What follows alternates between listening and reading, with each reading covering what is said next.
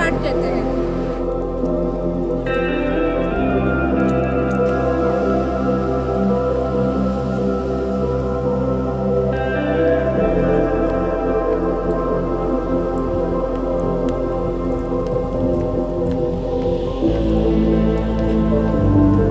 So we are in Bathinda fall.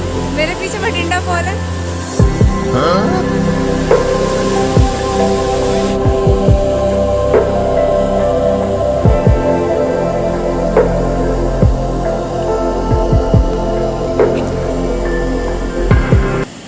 कौन मसला खरा पट्टी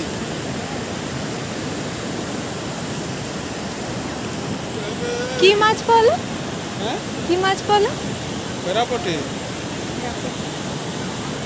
अदे होटल मोद के कुआं वहां ना जाने कहाँ वहाँ की है भीतर वहां ढोकले आर ना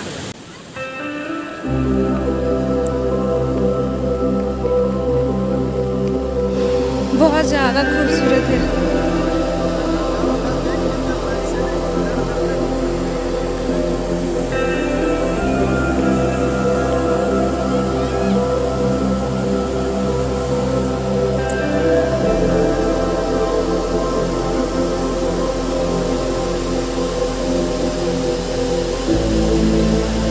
वो सेल्फी पॉइंट है।